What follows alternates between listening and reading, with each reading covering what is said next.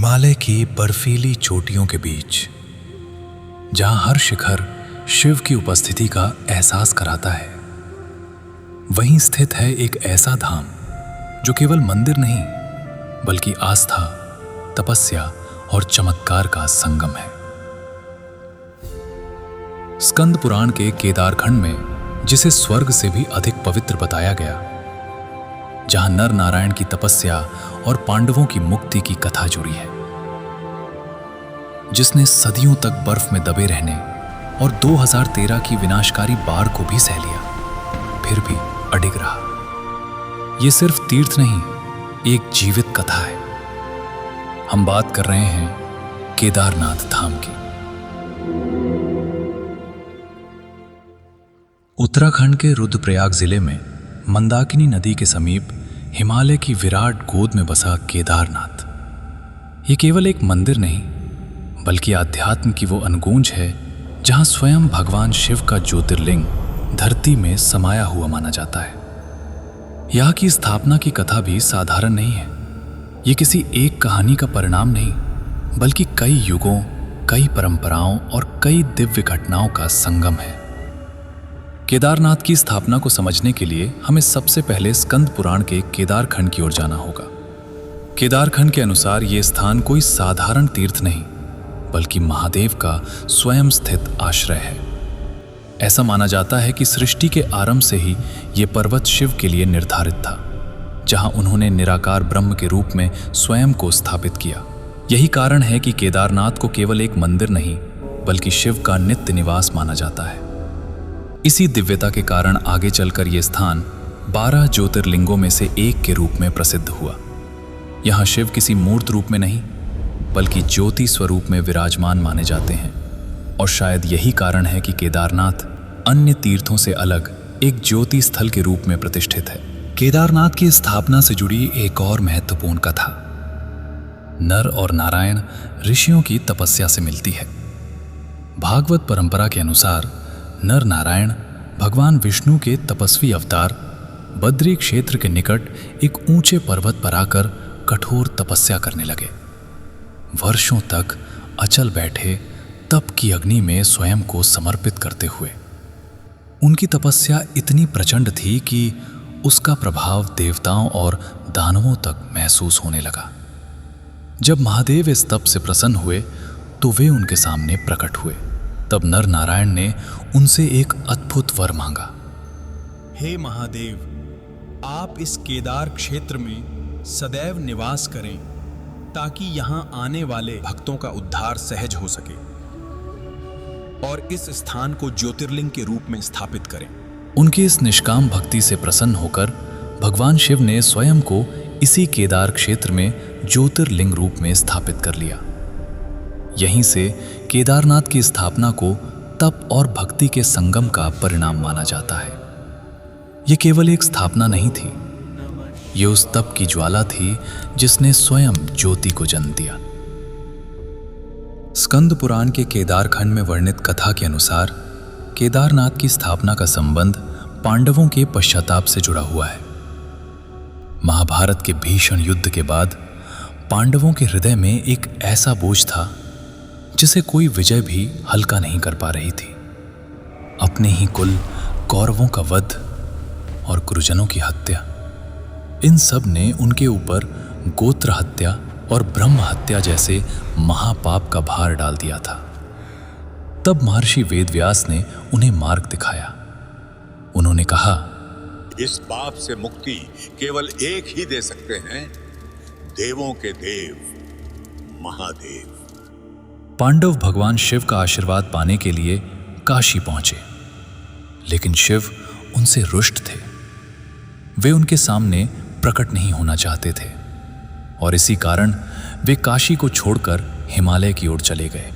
शिव की खोज करते करते पांडव हिमालय के उस क्षेत्र में पहुंचे जिसे आज हम गुप्त काशी के नाम से जानते हैं।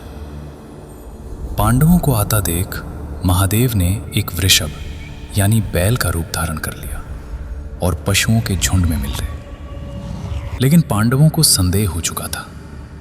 तब महाबली भीम ने अपना विशाल रूप धारण किया और 2 पहाड़ों के बीच अपने पैर फैला दिए। एक एक करके सभी पशु उनके पैरों के नीचे से निकल गए, पर एक वृषभ ऐसा था जो वहां से निकलने को तैयार नहीं हुआ।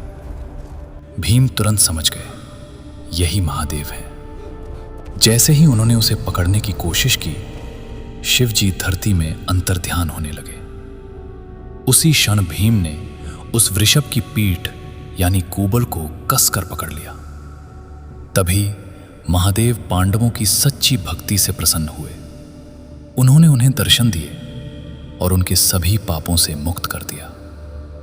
जो भाग धरती के ऊपर रह गया था, वही आज केदारनाथ में स्वयंभू शिवलिंग के रूप में पूजित है। जब शिव वृषभ रूप में पृथ्वी में समाये, तो उनके शरीर के अन्य भाग हिमालय के अलग अलग स्थानों पर प्रकट हुए और इन्हीं स्थानों पर बाद में 5 पवित्र धाम स्थापित हुए, जिन्हें हम आज पंच केदार के नाम से जानते हैं। केदारनाथ, जहां उनका कूबड़ प्रकट हुआ, तुंगनाथ, जहां उनकी भुजाएं प्रकट हुईं, रुद्रनाथ, जहां उनका मुख प्रकट हुआ, मध्य महेश्वर, जहां उनकी नाभि प्रकट हुई, और कल्पेश्वर, जहां उनकी जटाएं प्रकट हुईं। पांडवों ने इस दिव्य लिंग के चारों ओर पत्थरों से एक साधारण संरचना बनवाई, जो समय के साथ विकसित होकर आज के भव्य मंदिर का रूप लेती चली गई। समय बीतता गया और हिमालय की कठिन परिस्थितियों के कारण ये पवित्र धाम धीरे धीरे मानव दृष्टि से ओझल होने लगा। ऊंचाई, बर्फ और दुर्गम रास्तों ने इस तीर्थ को लगभग भुला सा दिया। तब 8वीं शताब्दी में एक महान संत ने इस स्थान को फिर से जगाया, आदि शंकराचार्य। जब शंकराचार्य भारत में सनातन धर्म के पुनर्जागरण के लिए यात्रा कर रहे थे, तब उन्होंने हिमालय के इस क्षेत्र का भी दर्शन किया। यहाँ की शांति, यहाँ की ऊर्जा और यहाँ व्याप्त अदृश्य दिव्यता ने उन्हें गहराई से प्रभावित किया। उन्होंने केदारनाथ को पुनः एक प्रमुख शिव तीर्थ के रूप में स्थापित किया और इसे उत्तराखंड के 4 धामों में विशेष स्थान दिया। शंकराचार्य ने यहाँ पूजा पद्धति को वैदिक परंपरा से जोड़ा, मठों की स्थापना की और इस तीर्थ को एक व्यवस्थित आध्यात्मिक केंद्र के रूप में विकसित किया। आज भी केदारनाथ मंदिर की सादगीपूर्ण लेकिन मजबूत पत्थर की संरचना और ढालू छत में उनके समय की स्थापत्य शैली की झलक देखी जा सकती है। केदारनाथ मंदिर की सबसे बड़ी विशेषता यही है कि यहाँ स्थित शिवलिंग को स्वयंभू और प्रकृति निर्मित माना जाता है।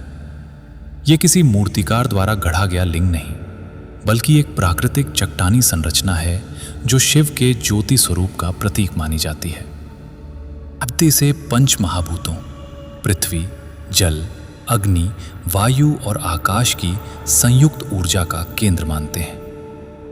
मंदिर स्वयं इस दिव्य ज्योति के चारों ओर बना एक संरक्षित कोश है।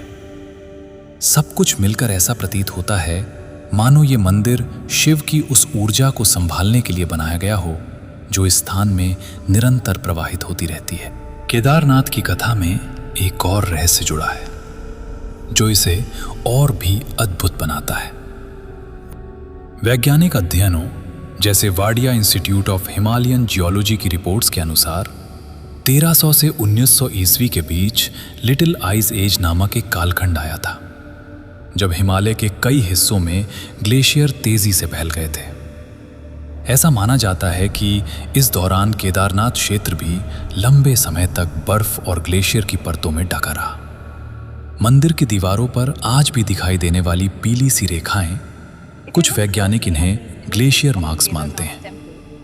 लेकिन सबसे आश्चर्यजनक बात यह है कि जब बर्फ धीरे धीरे पिघली और मानव संपर्क फिर से इस क्षेत्र तक पहुंचा, तो केदारनाथ मंदिर लगभग सुरक्षित अवस्था में ही पुनः प्रकट हुआ। स्थानीय चरवाहों, साधु संतों और गांव के लोगों ने इस स्थान को फिर से पहचाना, रास्ते बनाए, मलबा हटाया और भक्ति की वो धारा फिर से प्रवाहित हुई। जो सदियों से यहां प्रतीक्षा कर रही थी। केदारनाथ की कहानी कभी एक बार में समाप्त नहीं होती, ये बार बार दोहराई जाती है।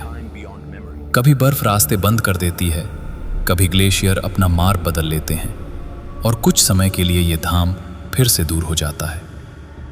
लेकिन हर बार मानव आस्था, गांव के लोग और साधु संत मिलकर रास्तों को फिर से खोलते हैं। और जब प्रकृति अनुमति देती है तो केदारनाथ के कपाट फिर से खुलते हैं।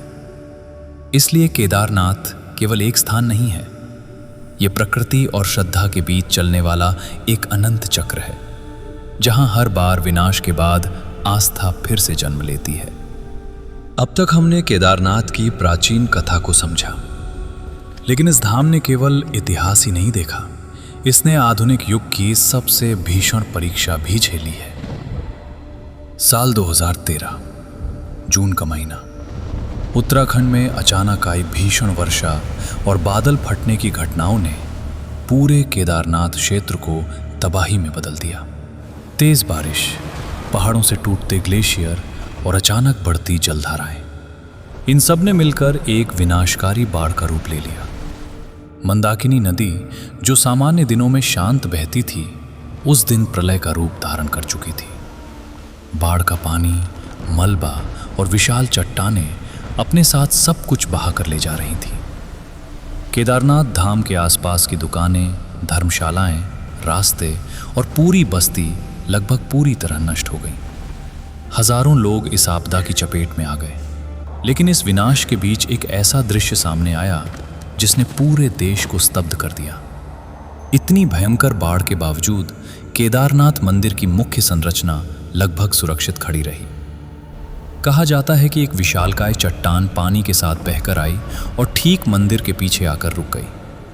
इस चट्टान ने बाढ़ की विनाशकारी धारा को 2 हिस्सों में बांटकर मंदिर को सीधे प्रहार से बचा लिया और इसी रक्षक चट्टान को नाम दिया गया भीमशिला।